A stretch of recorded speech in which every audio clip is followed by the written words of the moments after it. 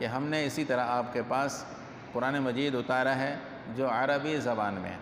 اگر آپ ان کی خواہشات کے پیچھے چلیں گے جبکہ آپ کے پاس تو یقینی علم آ چکا ہے، تو اللہ کے سوا آپ کو کوئی بچا نہیں سکتا اور اللہ کے سوا آپ کا کوئی مددگار بھی نہیں ہے۔ کہتے ہیں کہ رسول اللہ صلی اللہ علیہ وسلم کے دنیا میں تشریف لانے سے ٹھیک 1700 سال پہلے عربی زبان کو اللہ نے رواج دینا شروع کیا تھا۔ حضور کے دنیا میں تشریف لانے سے پہلے ہی 1700 سال پہلے عربی زبان شروع ہو گئی تھی۔ زبان حالات کے حساب سے بدلتی رہتی ہیں، یاد رکھیے۔ پرانی اردو آج ہمیں سمجھ میں نہیں آتے، کتابوں میں لکھی ہو نا پرانی اردو، آپ اس کو جا کر پڑھ کے دیکھیں نہیں سمجھ میں آئے گی۔ پرانی سندھی شاہ لطیف کا رسالہ ہے، شاہ عبداللطیف بھٹائی کا رسالہ ہے، سندھی میں لکھا ہوا ہے لیکن سندھی اس کو نہیں سمجھتا ہے، اس کی تشریح کرنا پڑتی ہے، الفاظ کے معنی کرنا پڑتے ہیں۔ زبان تبدیل ہوتی رہتی ہے اور حالات کے حساب سے، علاقوں کے حساب سے زبان کا رخ بدلتا رہتا ہے۔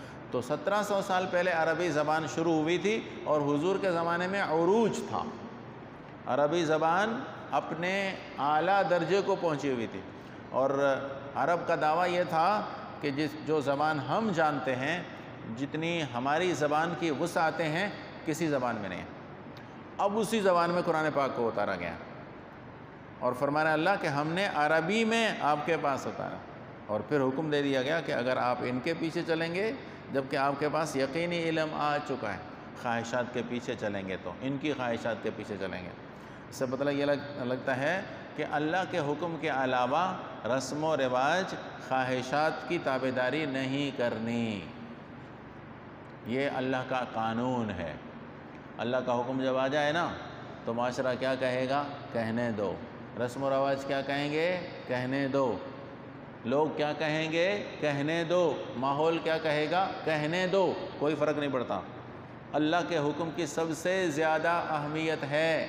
فَلَا وَرَبِّكَ لَا يُؤْمِنُونَ حَتَّى يُحَكِّمُوكَ فِي مَا شَجَرَ بَيْنَهُمْ ثُمَّ لَا يَجِدُوا فِي أَنفُسِهِمْ حَرَجًا مِّمَّا قَضَيْتَ، کہ تنگ دلی کے ساتھ نہیں، یار بس کیا کروں بھی مجبوری ہے، تنگ دلی کے ساتھ نہیں، خوشی کے ساتھ اللہ کے حکم کو ماننا چاہیے۔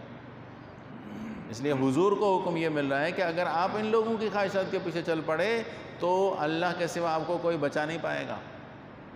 جب اللہ کے نبی کو یہ حکم ہے، حالانکہ اللہ کے نبی تو لوگوں کے پیچھے چل نہیں سکتے، خواہشات لوگوں کے پیچھے اللہ کا نبی تو چل ہی نہیں سکتا، لیکن پھر بھی تنبیہ کی جا رہی ہے، اور یہ تنبیہ بھی امت کو ہے کہ خواہشات کے پیچھے مت چلو، اللہ کے حکم کے پیچھے چلنا ہے۔ آپ کے دل میں ایک خواہش آتی ہے کہ میں یوں کر لوں، یوں ہونا چاہیے، یہ اچھا ہے، یہ برا ہے، تو آپ کون ہوتے ہیں اچھائی اور برائی کا فیصلہ کرنے والے؟ جبکہ شریعت موجود ہے، شریعت نے ایک چیز کو اچھا کہا ہے وہ اچھی ہے، شریعت نے جس چیز کو برا کہا ہے وہ بری ہے، چاہے آپ کو وہ چمکتی دمکتی سونا ہی کیوں نہ نظر آئے آپ کو، لیکن وہ چیز اچھی نہیں ہو سکتی، کیونکہ حسن اور خوب ہو، اچھائی اور برائی، اس کا معیار شریعت ہے۔ ایک زیور آپ بنوا لیں چمکتا دمکتا ہو لیکن حقیقت میں سونا نہ ہو، سونار اسے کبھی نہیں خریدے گا، کچھ بھی ہو جائے، کتنا ہی چمکتا ہو، کتنے ہی اس میں ہیرے آپ چمکتے لگا لیں، سونار کبھی نہیں خریدے گا۔ چمک دمک تو اس میں سونے سے بھی زیادہ ہے، لیکن سونار نہیں خرید، اس لیے کہ سونار کہتا ہے کہ میں تو سونا خریدوں گا نا، یہ چمک دمک تھوڑی، مجھے تو سونا چاہیے، سونا نہیں لائے آپ، اب یہ تو لوہا ہے، یہ تو پیتل ہے، میں اس کی قیمت کیسے ادا کروں؟ اللہ تعالیٰ نے جس چیز کو اچھا کہا ہے وہ اچھی ہے، اور اللہ نے جس چیز کو برا کہا ہے وہ بری ہے، کچھ بھی کر لیں ہم لوگ۔ تو رسول اللہ صلی اللہ علیہ وسلم کو یہ فرمایا جا رہا ہے کہ آپ نے ان کی خواہشات کے پیچھے نہیں چلنا، بلکہ اللہ کے حکم کے مطابق، اللہ نے جو حکم دیا وہ آ چکا، اب کسی چیز کا انتظار نہیں کرنا کہ یا تو میں بوڑھا ہو جاؤں گا پھر اچھے کام کروں گا، یا تو یہ انتظار ہے، یا تو یہ کہ شاید یہ انتظار ہے کہ اللہ کا کوئی نبی آ کر مجھے سمجھائے گا، یہ بھی نہیں ہو سکتا، دونوں نہیں ہیں۔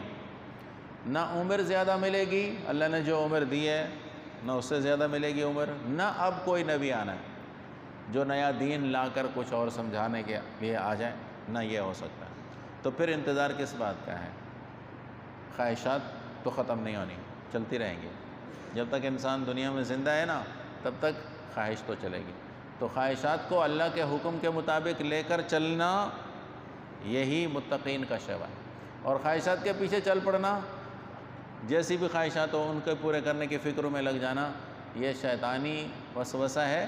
خواہشات سب پوری کسی کی دنیا میں نہیں ہوئی۔ بڑے سے بڑا بادشاہ، حدیثوں میں آتا ہے کہ اللہ تعالیٰ قیامت کے دن ایک ایسے آدمی کو بلائیں گے جس کو کبھی دنیا کی زندگی میں سر میں درد بھی نہیں ہوا ہوگا، ایک تکلیف بھی اس کو دنیا میں نہیں ملی ہوگی، لیکن وہ ہوگا کافر، اللہ کو ماننے والا نہیں ہوگا۔ اللہ اس کو بلائیں گے، فرشتوں کو فرمائیں گے اس کو تھوڑا سا جہنم کے دروازے پر کھڑا کر کے واپس لے آؤ۔ وہ جہنم کے دروازے پر کھڑا کر کے اس کو واپس لائیں گے، پوچھا جائے گا سنا کوئی خوشی دیکھی ہے تم نے آج تک؟ کہے گا ایک خوشی بھی نہیں دیکھی میں نے، حالانکہ ساری زندگی اس کی خوشیوں میں گزری تھی۔ اور ایک مومن کو لایا جائے گا جس نے ساری زندگی تکلیفیں اور مشقتیں اٹھائی ہوں گی، جنت کے دروازے سے، جنت کے دروازے پر کھڑا کر دو اس کو، پھر واپس لے آؤ۔ جنت کے دروازے پر کھڑا کر کے اس کو واپس لایا جائے گا، پوچھا جائے گا کوئی غم، کوئی پریشانی، کوئی دکھ دیکھا؟ کہے گا نہیں دیکھا، میں نے کوئی غم کوئی دکھ دیکھا ہی نہیں۔ تو دنیا کے بھائی جو دکھ ہیں نا یہ عارضی ہیں۔ کئی دفعہ انسان بہت زیادہ پریشان ہو جاتا ہے، بہت زیادہ پریشان، لیکن 2 دن کے بعد اس سے جا کر پوچھیں بھائی اتنے پریشان کیوں تھے؟ تو کہے گا خواہ مخواہ پریشان تھا۔ خواہ مخواہ ہونا تو وہی تھا جو اللہ نے چاہا نا، ہونا تو وہی تھا جو اللہ کی مرضی تھی، میں خواہ مخواہ پریشان تھا، میں خواہ مخواہ ٹینشن لے رہا تھا۔ چونکہ دکھ دنیا کے عارضی ہیں۔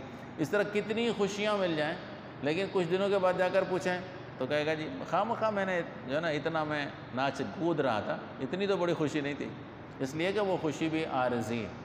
تو جنت کی نعمتیں اور جنت کی خوشیاں ابدی ہیں، خواہشات کے پیچھے چل کر جنت نہیں ملتی، اللہ کے حکم کے پیچھے چل کر جنت ملتی ہے۔ اللہ تعالیٰ ہم سب کو اپنی رضا کی جگہ کا طالب بنائے، اللہ تعالیٰ اپنی رضا اپنا قرب ہم سب کو نصیب فرمائے۔